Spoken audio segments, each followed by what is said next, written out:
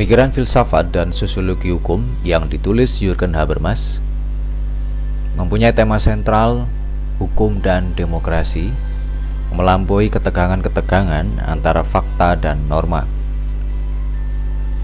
Apa kontribusi Habermas terhadap pemikiran hukum dan terutama filsafat hukum dan sosiologi hukum? Ada sekitar 6 tema yang menjadi kontribusi pemikiran Habermas terhadap dunia hukum. Yang pertama, bentuk dan fungsi hukum modern. Yang kedua, hubungan antara hukum dan moralitas. Ketiga, hubungan antara hak asasi manusia dan kedaulatan rakyat. Keempat, fungsi utama demokrasi, baik itu demokrasi prosedural maupun demokrasi substantif, demokrasi deliberatif normatif, sampai dengan demokrasi deliberatif yang empiris. Kemudian berikutnya, peran utama komunikasi publik dalam demokrasi massa. Dan yang terakhir, buku yang ditulis Habermas ini mengisahkan perdebatan-perdebatan tentang paradigma hukum yang saling bersilangan. Buku ini sangat relevan untuk dibaca dan dikembangkan sendiri secara otodidak maupun secara akademis oleh aktivis, dosen, peneliti maupun pembaca dan penulis dunia hukum di Indonesia. Kontribusi Habermas yang pertama adalah bentuk dan fungsi hukum modern. Bentuk dan fungsi hukum modern diawali dengan pertanyaan: apakah hukum modern itu hanya merupakan medium atau sarana untuk pelaksanaan kekuasaan administratif, atau hanya sebagai sarana atau medium untuk pelaksanaan kekuasaan politik? Pertanyaan yang kedua, apakah hukum masih berfungsi sebagai medium integrasi sosial? Pertanyaan ini kalau kita telusuri menggabungkan ada wawasan awal filsafat dan wawasan sosiologi hukum. Kalau kita menggunakan term medium pelaksanaan kekuasaan, berarti kita merefleksikan aspek filsafat kekuasaan dari hukum itu sendiri. Sedangkan pertanyaan yang menggunakan istilah medium integrasi sosial, terdapat wawasan awal dari pengetahuan sosiologi. Apakah hukum akan menjadi medium integrasi dan seterusnya? Terhadap kedua pertanyaan ini, Habermas menjawabnya dengan cara menyetujui pendapat-pendapat dari Emil Durkheim dan Thakkel Parsons, yang memang keduanya adalah sosiolog, dan pendapat dari Durkheim maupun Parsons itu berseberangan dengan Max Weber. Persetujuan Habermas terhadap pendapat Durkheim maupun Thakkel Parsons yang berseberangan dengan Weber menghasilkan satu argumen. Yang pertama, norma-norma hukum itu dapat dipahami sebagai apa yang tersisa dari semen ilmu sosial yang hancur. Jadi kalau dibayangkan ilmu sosial itu seperti semen sekian ton kemudian hancur, maka sisa-sisanya itu adalah norma hukum. Jika semua mekanisme integrasi sosial lainnya habis, dalam perumpamaannya jika semua semen itu sudah habis, maka hukum masih menyediakan beberapa cara untuk mempertahankan integrasi sosial. Hukum menyediakan berbagai cara itu bersama-sama pelaksanaannya dengan masyarakat yang sudah kompleks dan sentrifugal. Jadi masyarakat yang begitu membesarkan kepentingan-kepentingan individu dan kemudian ingin mencapai suatu kehidupan bersama. Maka dalam konteks pemikiran Durkheim dan Parsons yang dikembangkan Habermas, hukum menyediakan beberapa cara untuk mempertahankan integrasi sosial jika masyarakat yang kompleks dan sentrifugal ini tidak menginginkan kehancuran. Hukum modern menjadi pengganti dari aturan mekanisme integrasi sosial yang lain. Selama ini pasar dan administrasi itu diharapkan menjadi satu mekanisme integrasi sosial. Pasar misalnya dengan hukum penawaran dan hukum permintaan mampu bisa merekatkan integrasi sosial. Misalnya kalau kita jumpai selama Lebaran, ada permintaan tinggi untuk beli baju baru, berbagai industri, toko juga menyediakan barang-barang produksi baju baru.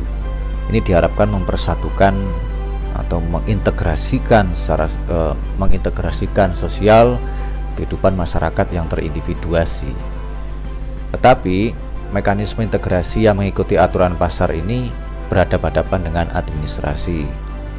Misalnya secara administrasi, beberapa toko tidak boleh melakukan physical contact, justru harus menjaga betul physical distancing. Jadi administrasi pertokoan akhirnya berseberangan dengan hukum pasar. Terus-menerus seperti itu, pasar dan administrasi mengalami pertentangan, mengalami kondisi saling berhadapan-hadapan. Begitu juga aturan mekanisme integrasi sosial antara nilai-nilai atau norma-norma dan komunikasi. Di satu sisi ada norma-norma hukum, ada norma perilaku. Di masa pandemi ini tidak boleh berkerumun. Tetapi di sisi lain, komunikasi itu mensyaratkan satu sama lain saling memahami. Norma-norma hukum yang begitu dahsyat dengan beberapa ancaman sanksi atau nilai-nilai kehidupan, misalnya bahwa semua orang berhak hidup di masa pandemi, kalau berkerumun maka yang lain akan kemungkinan mati kena COVID. Nah, ini berseberangan dengan atau berhadapan-hadapan dengan komunikasi. Kondisi pertentangan antara nilai-nilai atau norma dan komunikasi ini akhirnya ditengahi oleh hukum. Lalu bagaimana faktanya? Apakah kapasitas hukum itu sendiri mampu menjadi medium integrasi sosial? Habermas menyatakan dalam jawaban yang sederhana, norma hukum itu sangat fungsional karena ada kombinasi formal yang menarik. Istilahnya ada satu kombinasi properti formal yang menarik. Satu sisi, hukum modern itu dikonversi menjadi hak subjektif plus tindakan koersif. Jadi kalau kita memahami dalam satu bagan sederhana, hak subjektif itu melekat secara alamiah ketika kita lahir sebagai manusia. Di sisi lain, hak alamiah ini yang ada bawaan sejak lahir tidak bisa dibawa secara objektif tanpa ada tindakan koersif melalui hukum modern. Misalnya Anda lahir di rumah sakit, Anda berhak hidup. Sebelah ruangan kelahiran itu ada penderita COVID. Maka dengan tindakan koersif, pasien yang kena COVID, yang terkena COVID itu harus dipisahkan dengan Anda seorang bayi yang sudah mempunyai hak subjektif atau hak bawaan, hak untuk hidup, dan itu melekat ketika bayi sudah sejak dalam kandungan. Misalnya kandungan sekian bulan, ya terbuktikan secara sains. Inilah contoh norma hukum yang sangat fungsional, sehingga Habermas berusaha mewarisi cara pikirnya Durkheim dan Parsons bahwa hukum itu masih bisa secara fakta didukung untuk menjadi medium integrasi sosial. Nah, hak subjektif tadi itu berkembang menjadi hak yang diberlakukan atau dipositivisasi sebagai pelaksanaan kewajiban, sebagai pelaksanaan tindakan koersif.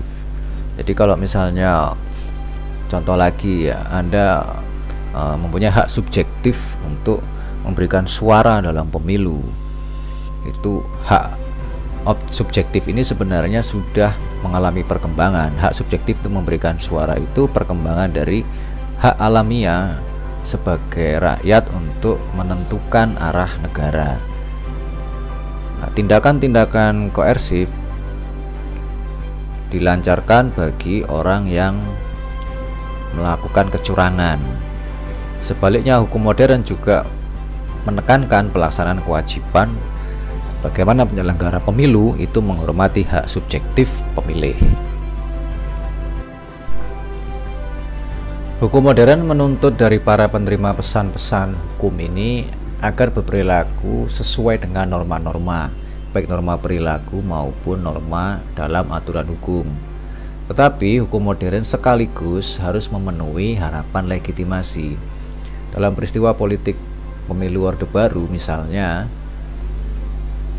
warga berperilaku mencoblos dalam pemilu, tetapi mereka dipaksa untuk monoloyalitas, jadi harus memilih Golkar. Ini memang tindakannya sesuai dengan norma-norma perilaku politik di masa itu dan norma hukum dalam Undang-Undang Pemilu masa Soeharto. Tetapi hukum modern zaman Orde Baru tidak memenuhi harapan legitimasi. Nah, jadi di sini Habermas menekankan harus, seharusnya.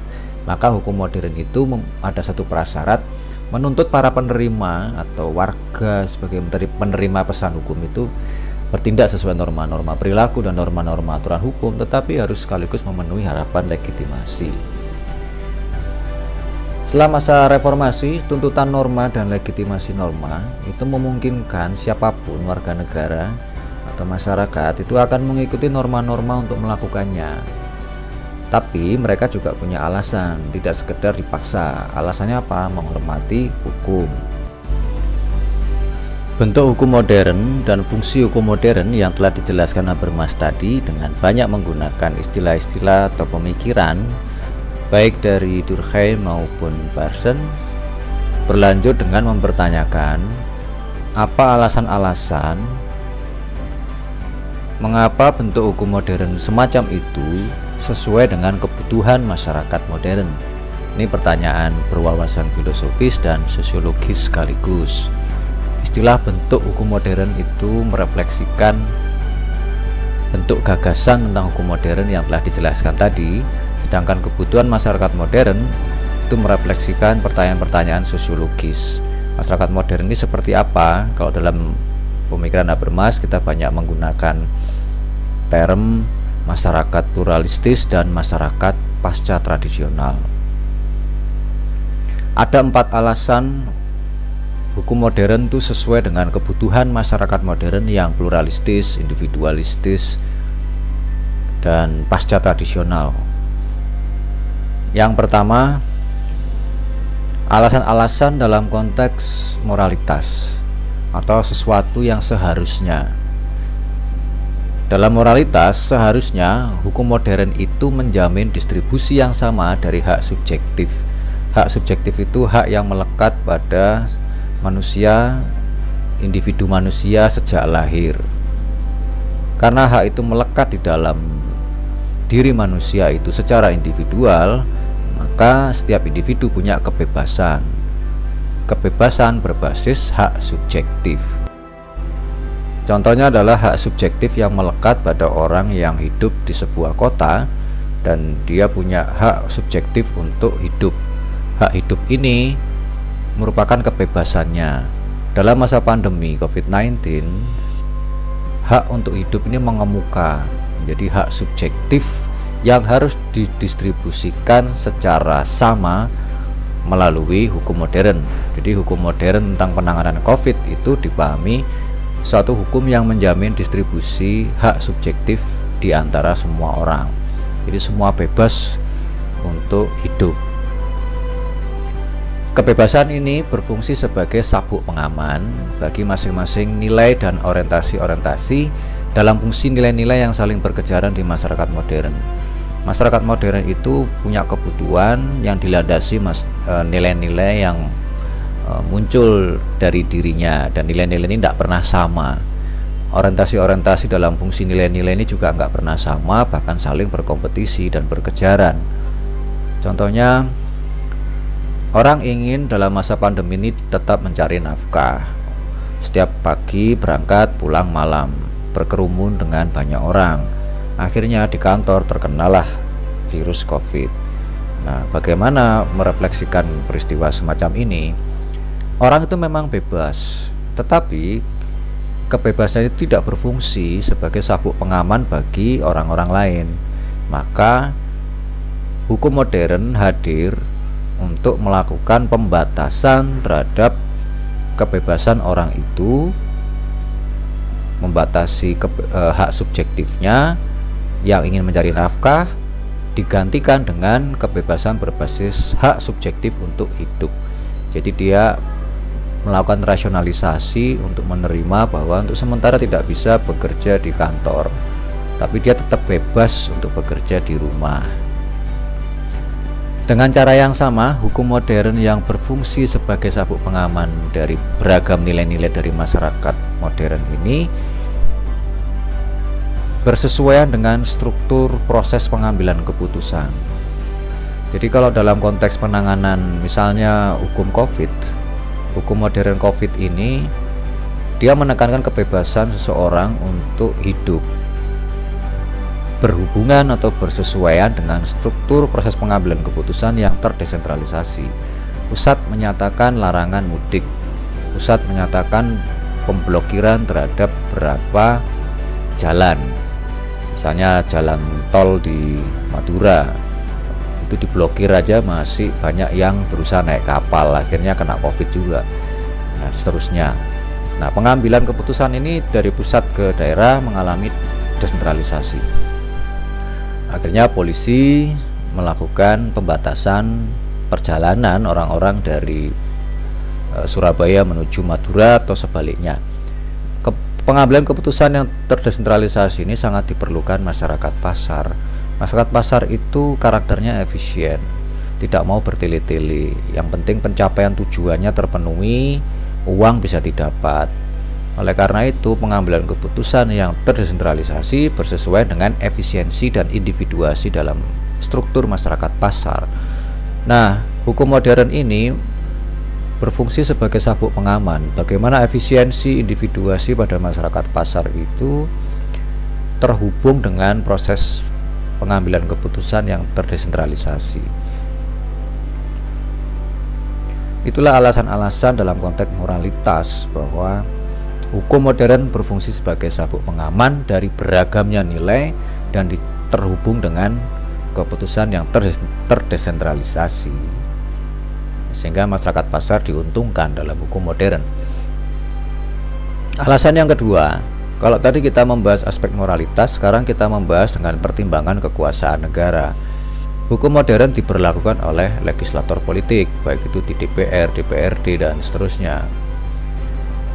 Bentuk hukum modern ini berupa program-program yang fleksibel. Pelaksanaan program itu dilakukan melalui otoritas hierarkis. Perbedaannya adalah dengan penjelasan sebelumnya. Kalau secara moral, hukum modern itu dijalankan melalui pengambilan keputusan yang terdesentralisasi, tetapi dalam kekuasaan negara, pelaksanaan program-program justru dilakukan melalui otoritas hierarkis. Jadi ada variasi antara otoritas hierarkis dan pengambilan keputusan terdesentralisasi. Gampangannya disebut gini: seseorang penguasa memerintah dengan hukum kepada penguasa di daerah, itu hierarki. Tetapi orang di daerah bisa mengambil keputusan dalam konteks program, tapi tidak bertanggung jawab dalam konteks kebijakan. Fleksibilitas program dan pelaksanaan program melalui otoritas hierarkis ini akan dihubungkan oleh Habermas dengan mode negara administratif modern. Jadi negara administratif modern inilah yang menjadi peluasan dari hukum modern. Kekuasaan negara dengan cara legislator politik menentukan hukum yang mempengaruhi perilaku masyarakat, dan kemudian program-program diberikan dengan melalui otoritas hierarki. Indonesia sebenarnya sudah masuk ke negara administratif modern, terutama dengan terbitnya Undang-Undang Cipta Kerja. Otoritas hierarkis kaitan dengan kebijakan UMKM misalnya, small enterprise, itu memberikan kemudahan bagi UMKM. Tapi sekaligus ada otoritas hierarkis di daerah untuk bisa memfasilitasi kemudahan izin usaha dari UMKM. Tidak semua harus ke pusat. Inilah berfungsinya negara administratif modern, di mana hukum modern diberlakukan sedemikian rupa oleh legislator politik. Alasan yang ketiga, hukum modern dibahas dalam konteks kewajiban. Ini meluas, tidak hanya diskursus hukum pidana ya, soal kewajiban, tapi juga ada hukum administrasi dengan hukum perdata. Hukum modern itu wajib dilaksanakan dengan ancaman sanksi dan jaminan negara. Hukum pidana misalnya tentang ITE itu mengandung ancaman sanksi kalau orang melakukan perbuatan menghina di sosial media. Di sisi lain, hukum modern juga mencerminkan hukum modern juga wajib dilaksanakan melalui jaminan negara. Misalnya dalam kondisi COVID ada bantuan-bantuan langsung tunai kepada masyarakat yang terkena dampak pandemi. Varian atau variasi antara hukum modern yang dilaksanakan dengan ancaman sanksi dan jaminan negara ini mempengaruhi ketaatan masyarakat. Dalam kehidupan sehari-hari, masyarakat taat pada hukum, tetapi hukum yang mengandung ancaman sanksi, tidak ada kesadaran hukum di situ. Inilah kritik terhadap hukum modern, bahwa selalu kita mendengar masyarakat sadar hukum. Itu berarti sebenarnya masyarakat diandaikan tidak pernah sadar hukum, kecuali taat pada hukum yang mengandung sanksi. Apa alasan-alasan rasional dibalik diskursus hukum modern semacam ketaatan itu? Ketaatan masyarakat itu dilandasi suatu prinsip legalitas persamaan perilaku. Kita sering mendengar di konstitusi atau mendengar pernyataan-pernyataan konstitusionalitas, setiap masyarakat diperlakukan sama di hadapan hukum. Tapi itu masih koma. Setiap masyarakat diperlakukan sama di hadapan hukum yang mengandung ancaman sanksi. Jadi ini masih mengikuti pola bentuk hukum modern, bahwa ketaatan masyarakat itu dilegalkan supaya perilakunya sama, tetapi dilegalkan dalam hukum yang mengandung ancaman sanksi. Jadi kemudian kekuasaan negara memperlakukan masyarakat itu harus taat, mempengaruhi perilaku masyarakat supaya taat dengan sanksi. Itu pengertian normatif, validitas abstraknya. Sekarang secara sosiologis, legalitas persamaan perilaku itu terhubung dengan situasi masyarakat pluralistis. Masyarakat pluralistis itu kondisinya masyarakat yang di dalamnya norma-norma hukum itu tidak lagi tertanam suatu etos dominan yang dimiliki seluruh populasi. Jadi tidak ada norma-norma hukum, misalnya masyarakat kalau mudik misalnya akan terkena sanksi sosial membelikan batu bata sekian ribu. Tidak ada lagi, itu semua masyarakat tidak akan sama. Norma-norma hukum dalam konteks hukum sebagai institusi, hukum yang ada di masyarakat sudah tidak sama lagi. Inilah tipe masyarakat pluralistis, sehingga legalitas persamaan perilaku dijalankan oleh hukum modern. Simpulannya secara sederhana, dalam alasan yang ketiga ini, hukum modern itu dari sisi fakta ada diskursus legalitas persamaan perilaku yang terhubung dengan situasi masyarakat pluralistis. Sedangkan dari sisi norma, hukum modern itu bekerja memberikan legalitas persamaan perilaku, di mana hukum yang digunakannya mengandung ancaman sanksi. Alasan yang terakhir, mengapa hukum modern itu sesuai dengan kebutuhan masyarakat modern? Hukum modern menjamin stabilitas dari ekspektasi perilaku masyarakat. Jadi hukum modern itu menjamin harapan-harapan perilaku masyarakat. Misalnya yang satu kepingin hidup, tenaga kesehatan tetap bisa hidup merawat pasien COVID, yang pasien juga tetap hidup, nggak mati. Hukum modern menjamin itu melalui Undang-Undang Penanganan COVID. Tetapi hukum modern dalam bentuk norma perilaku dan norma hukum Undang-Undang COVID itu tertuju pada kondisi atau syarat bahwa orang dapat menerima norma yang berlaku atau norma yang dapat ditegakkan, sekaligus juga orang itu menerima norma-norma legitim yang layak untuk diterima secara intersubjektif. Artinya begini, hukum modern itu di satu sisi merefleksikan fakta bahwa orang itu menerima norma yang berlaku di lapangan atau norma-norma hukum yang dapat ditegakkan kaitan dengan COVID misalnya, sekaligus norma-norma legitim yang layak diterima untuk dalam konteks penanganan COVID secara intersubjektif. Jadi hukum modern mengandaikan bahwa perilaku masyarakat itu akan stabil, harapannya akan terpenuhi kalau satu sama lain akan mampu berkomunikasi secara intersubjektif. Dalam filsafatnya Habermas dikenal ini dengan klaim kesahihan, klaim validitas. Satu sisi orang dapat menerima norma yang berlaku atau dapat ditegakkan, itu berarti ada klaim objektif. Misalnya di luar sana dua orang mati, objektif, kena COVID, itu objektif. Tapi kalau norma yang legitim diterima secara intersubjektif, itu orang yang pertama mengandaikan bahwa penanganan COVID itu selama ini kurang disiplin, masyarakatnya sendiri sebagian tidak disiplin. Oleh karena itu norma hukum dari undang-undang COVID layak untuk diterima supaya tidak muncul atau tidak bertambah korban. Ini norma-norma yang legitim. Nah, ini beratnya dalam pemahaman kita bahwa hukum modern itu tidak serta-merta hanya dari aturan, tetapi ada juga penerimaan dari masyarakat untuk diterima secara intersubjektif. Aku memahamimu karena kamu memahami pikiranku.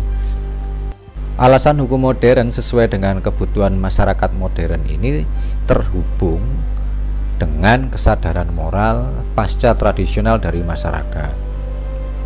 Artinya apa? Kalau hukum modern itu menjamin stabilitas dari harapan-harapan perilaku masyarakat supaya tidak banyak korban di masa pandemi, maka itu tertuju pada satu kesadaran moral. Masyarakat tidak lagi mau mengikuti perintah kecuali untuk alasan yang baik.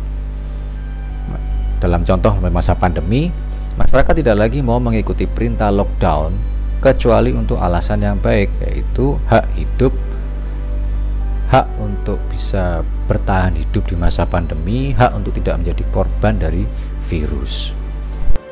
Secara keseluruhan, bentuk dan fungsi hukum modern ini memberikan kita suatu wawasan filosofis dan sosiologis. Secara moral, hukum modern itu menjamin hak subjektif di antara semua orang, tetapi di dalamnya mengandung tindakan koersi. Yang kedua, hukum modern itu selaras dengan kebutuhan-kebutuhan masyarakat modern dalam bentuk hukum yang ditetapkan oleh legislator politik dan berfungsinya negara administratif modern.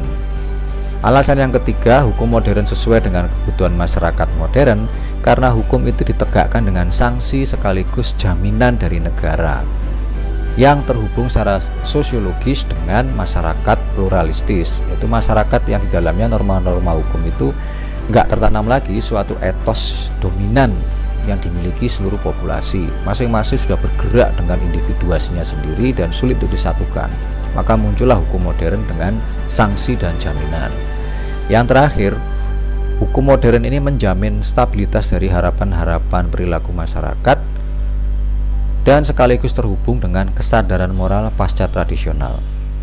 Masyarakat tidak lagi mau mengikuti perintah kecuali untuk alasan yang baik.